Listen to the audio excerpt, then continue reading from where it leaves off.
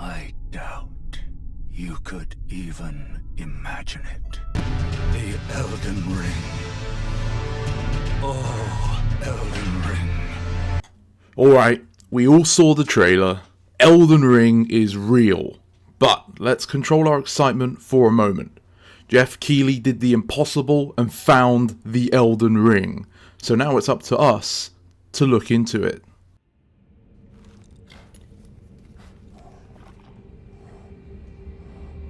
The first scene appears to be the player, a Tarnished, being discovered by the woman who narrates part of the trailer.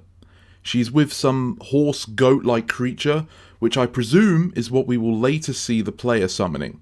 At a guess, this character will act like the game's Maiden in Black, but it's also possible that she dies early on, which is how we get them out instead. Who knows at this point?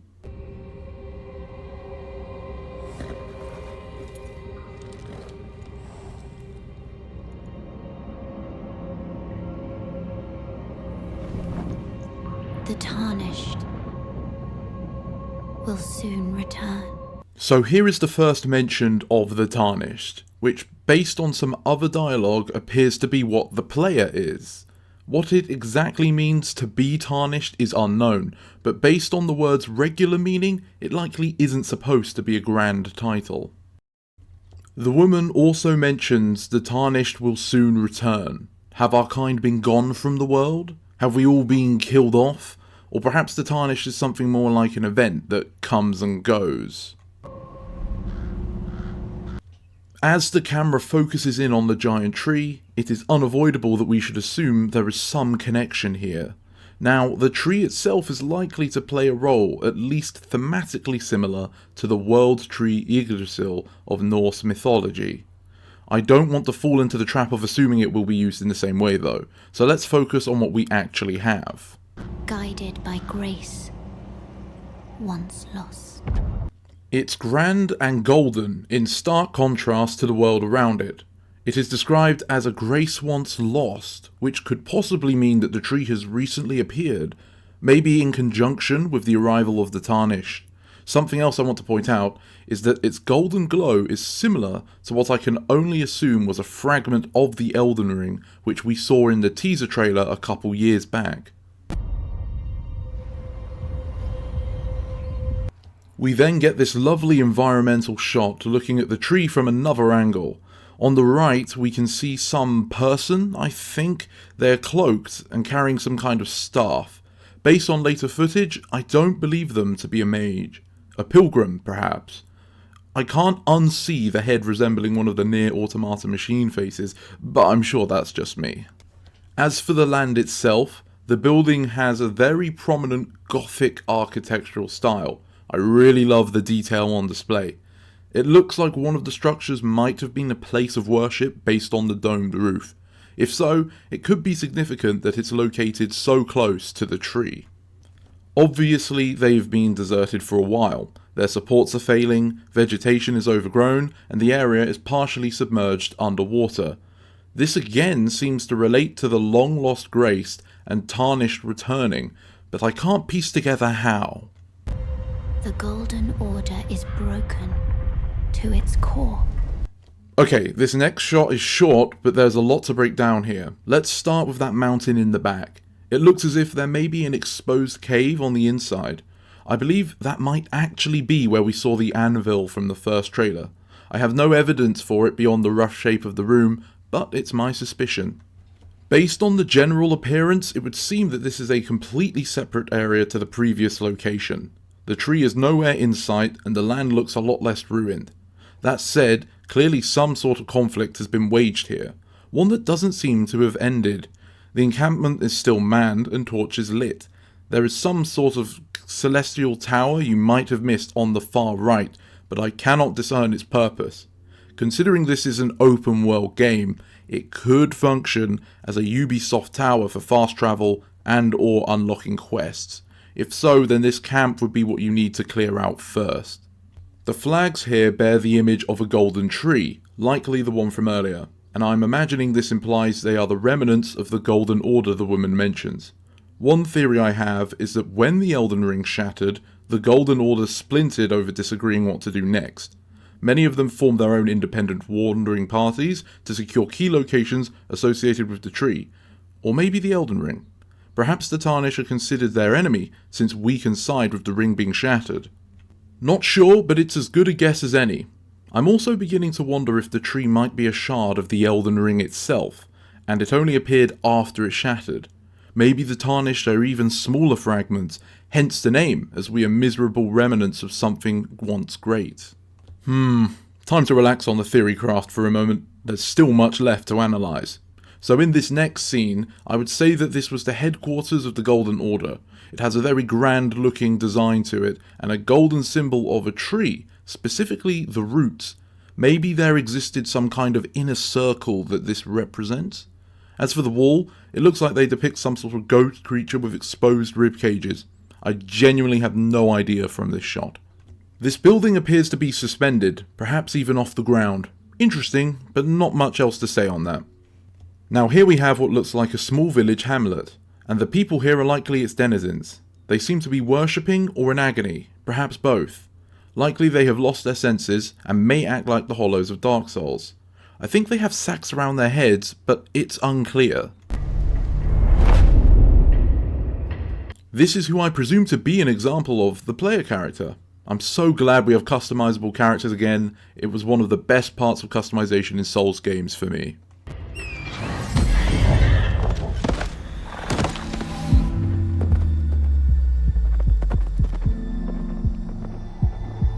Here they summon the goat thing from before. It looks like we get it from the beginning of the game, if I am correct in assuming that the tree is our starting point, which makes sense given that we will be traversing a large open world.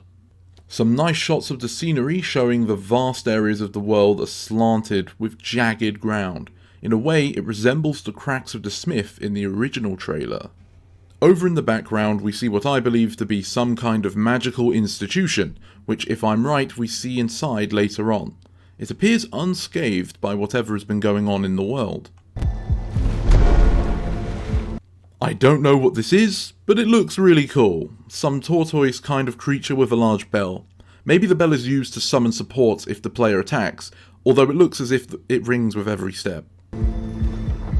Next we see a carriage accompanied by an escort party. One of the troops carries a golden banner, so these are likely ex-members of the Golden Order on patrol.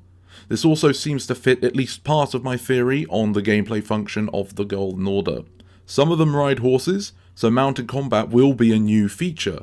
If we encounter mounted archers, I can imagine a lot of players will meet their deaths. The most interesting part of this entourage are the drivers. Some sort of giants that are staked through the torso by the carriage.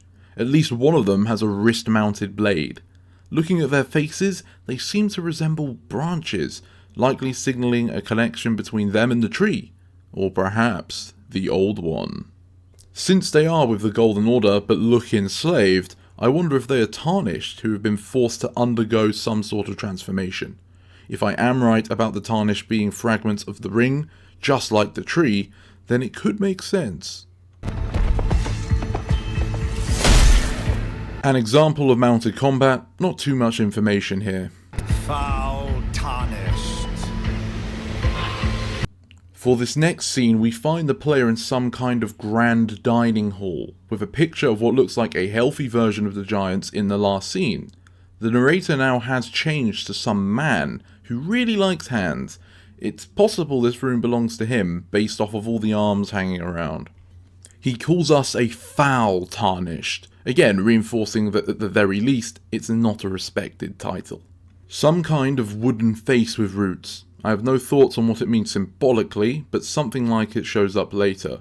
In what appears to be the same area, we can see some kind of subterranean building. The statues depict a long-armed man clutching what I think is a tablet with the carving of the golden tree inscribed. If you look closely, there also appear to be creatures stalking around, and they look like the pilgrim fellow from before, but naked.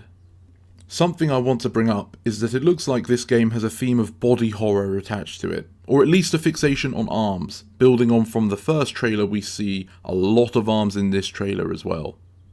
Next we have some small jar creatures. They don't look tough, but this is a Souls game, so they probably are. I wonder if they function like Titanite lizards did and reward rare drops. All I can say for this is that it's a dungeon that might be on the other side of the subterranean entrance. I wonder if there are places like this hidden all over the game. In search of the Elden Ring, emboldened by the flame of ambition. The player then gets attacked by some strange multi-armed ghoul. It seems to wear a golden crown of some sort, perhaps a buried member of the Golden Order. I just noticed that the character was raising the torch earlier, so maybe this game is re-attempting light management like Dark Souls 2 did. Is this actually Dark Souls 2? 2?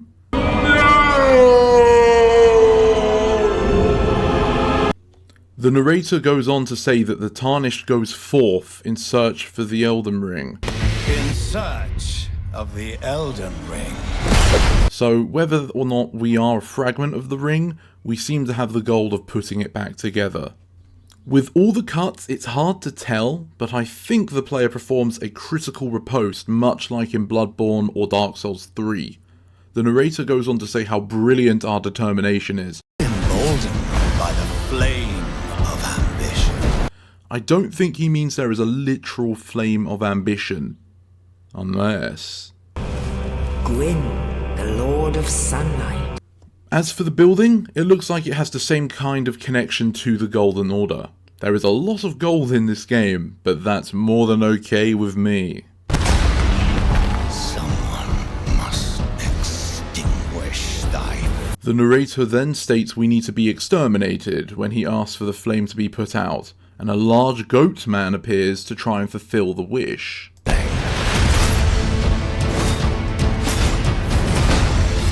Sorry Bloodborne fans, looks like blocking's in the game. The combat seems to be very Dark Souls inspired more than anything else, which I'm all for.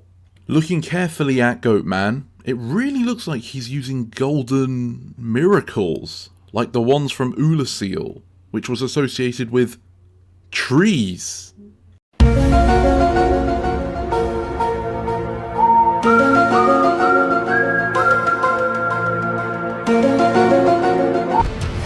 They will fight.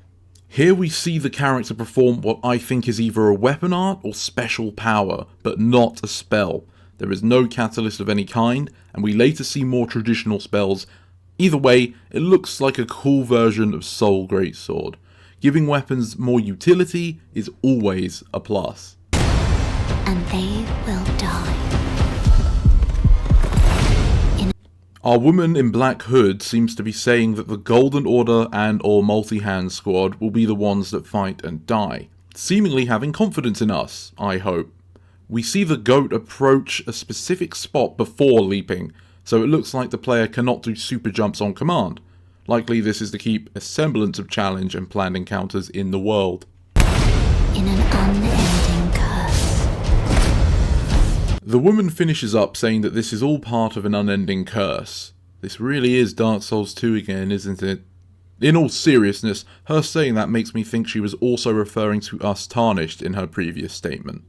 We see a different player character use a curved greatsword here. Looks pretty cool. A bonfire! Not sure if this is just a reference, but based on the character's animation, maybe we can set up bonfires whenever we want to rest, like Dark Souls 3 originally planned. Also, this may be indicating a day-night cycle. Perhaps harder enemies come out at night.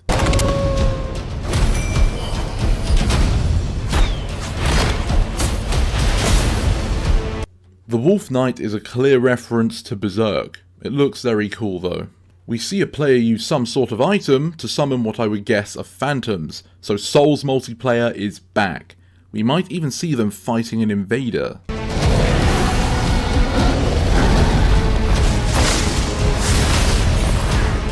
Now this creature already looks like an absolute legend, a dragon with the might of Zeus. It looks like it has an almost holy appearance, perhaps it's revered by the Golden Order. Red lightning though, you can't beat that. For how else is a champion or a lord to be born? We then see some armoured Wolf Knight attack the player.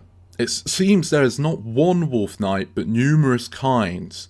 Maybe they function like the challenging Black Knights of Dark Souls.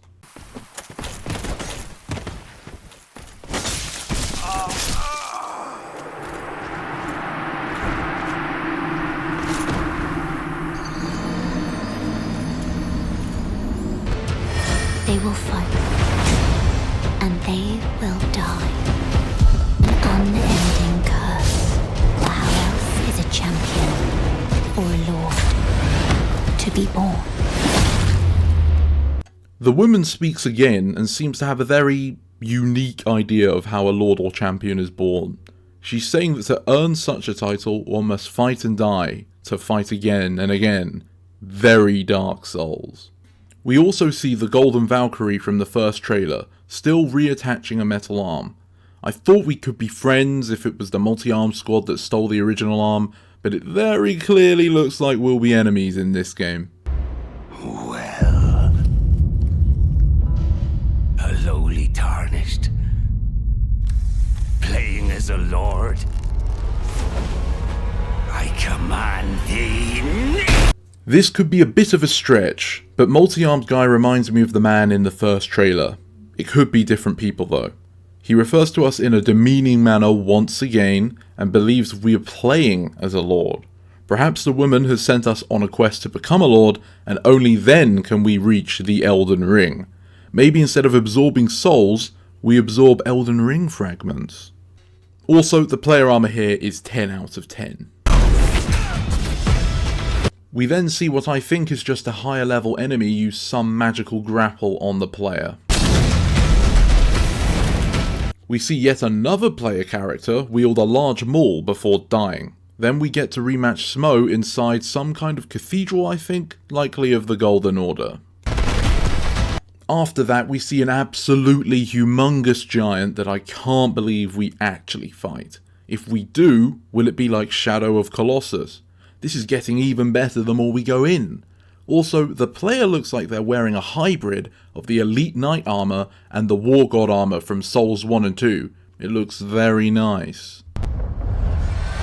Here we get a shot of what I think is either the same building I pointed out near the start, or a related one, of magical origins.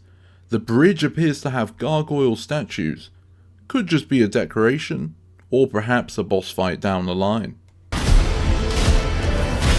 Next we see inside of the building, showing what looks like very confused scholars. Books are strewn all over. This seems like it's a place dedicated to researching magic, and is very reminiscent to Bloodborne's own arcane university.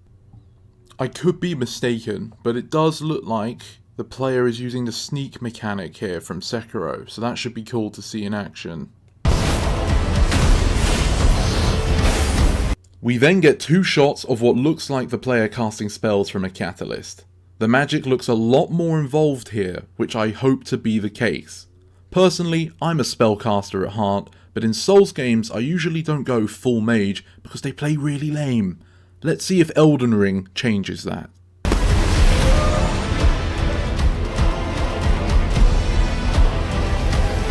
What we see can only be described as a beautiful boss fight, before then seeing a bunch of intriguing people. They are clearly Covenant leaders or some equivalent to that. Hopefully the Covenant system here has been given more depth this time around. The first is some sort of masked person the player is pledging to. The second looks like some kind of queen with her royal retainer, and based on the portrait behind her, is either widowed or the king is missing. Then we have some insane looking individual who probably runs an invader covenant. In this scene, a literal giant hand is coming after the player. Very much a hands-on encounter. After that, a face like the one underground also attacks the player. Not sure what these mean. Now we have this eye. It might be important, or it may just be a boss intro. We will have to keep its pattern in mind for the future.